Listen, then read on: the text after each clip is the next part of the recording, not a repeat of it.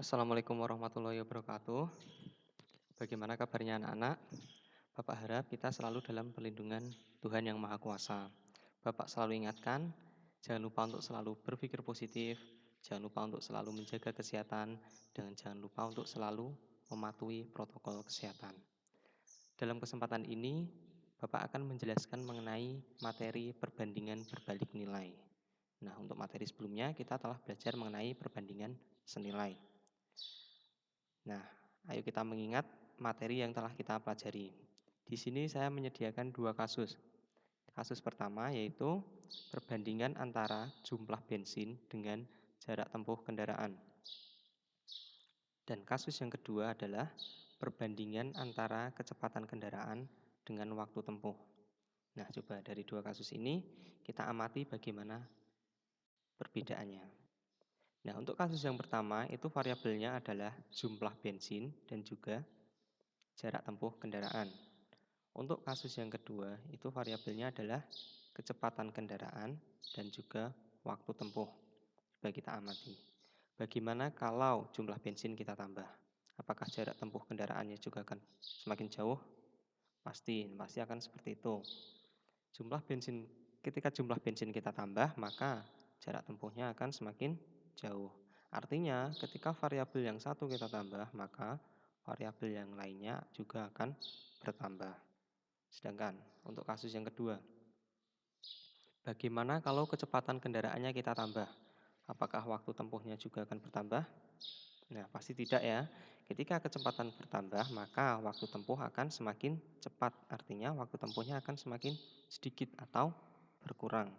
Jadi di sini, di kasus yang kedua, itu ketika variabel yang satu kita tambah, maka variabel yang lainnya berkurang. Atau coba kita balik. Ketika kecepatannya kita kurangi, apakah waktu tempuhnya semakin naik bertambah? Pasti akan memilih seperti itu ya. Jadi untuk kedua kasus itu yaitu untuk kasus yang pertama itu merupakan perbandingan senilai karena ketika variabel yang satu bertambah maka variabel yang lainnya juga bertambah. Begitu juga sebaliknya. Dan untuk kasus yang kedua itu merupakan perbandingan berbalik nilai karena ketika satu variabel kita tambah maka variabel yang lainnya akan berkurang dan juga sebaliknya. Nah, dari dua kasus tersebut kita bisa mendefinisikan apa itu perbandingan berbalik nilai. Sudah bisa ya? Nah, jadi perbandingan berbalik nilai adalah perbandingan antara dua variabel atau lebih di mana jika suatu variabel bertambah maka variabel lainnya berkurang atau sebaliknya. Yang jadi poin utama di sini adalah ketika suatu variabel bertambah maka variabel lainnya berkurang. Dan ketika suatu variabel berkurang maka variabel lainnya bertambah. Misalnya, perbandingan antara kecepatan kendaraan dengan waktu tempuh. Nah, seperti yang sudah saya jelaskan sebelumnya. Ketika kecepatan kendaraannya kita tambah, maka waktu tempuhnya berkurang. Ketika kecepatan kendaraannya kita kurangi, maka waktu tempuhnya akan semakin lama atau bertambah. Nah, supaya lebih paham, saya jelaskan contoh soal dari perbandingan berbalik nilai. Nah, di sini soalnya seperti ini. Jarak dari kota A ke kota B ditempuh oleh mobil dengan kecepatan rata-rata 60 km per jam dalam waktu 3 jam. Jika jarak itu ditempuh mobil dengan kecepatan rata-rata 90 km per jam, berapakah waktu yang diperlukan? Nah, langsung kita selesaikan. Di sini ada dua variabel, yaitu yang pertama variabel kecepatan dan yang kedua adalah waktu.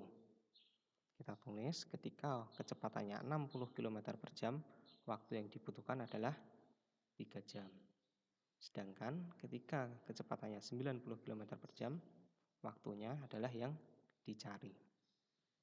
Nah, selanjutnya kita tentukan persamaan seperti yang telah dipelajari mengenai perbandingan senilai. Nah, didapat persamaan seperti ini.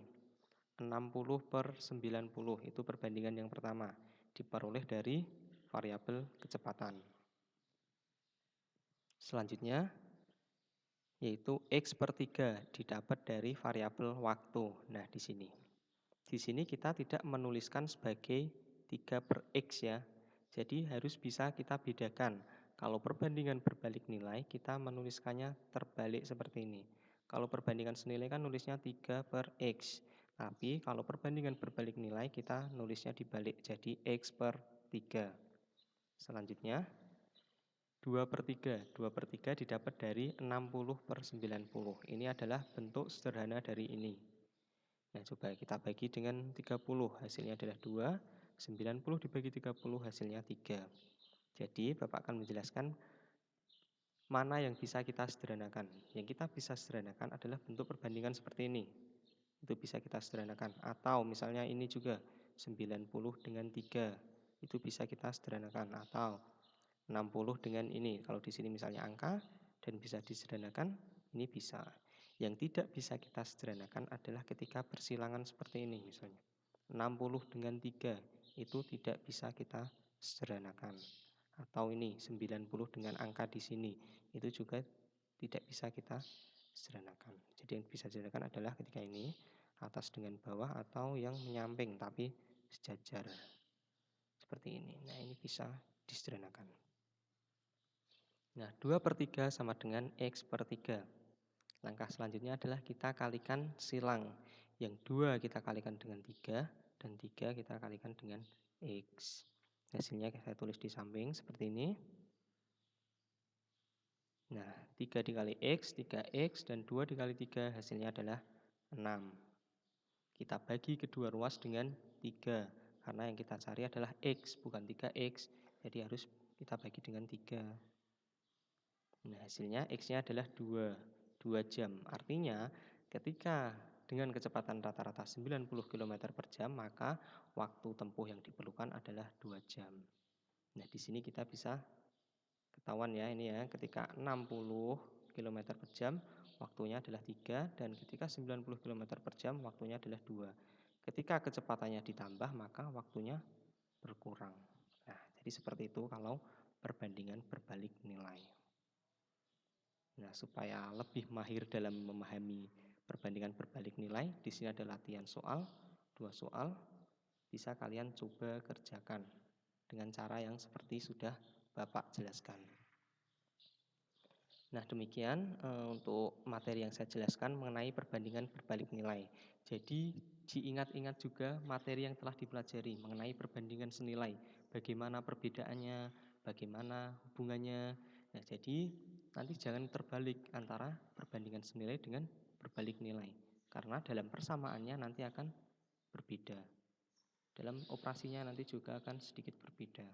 Jadi dipelajari materi-materi yang selanjutnya, dipelajari materi sebelumnya, dipelajari materi selanjutnya, nanti bisa kita hubungkan, bisa kita cari perbedaannya apa, persamaannya apa.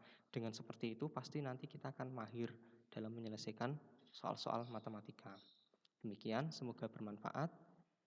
Wassalamualaikum warahmatullahi wabarakatuh.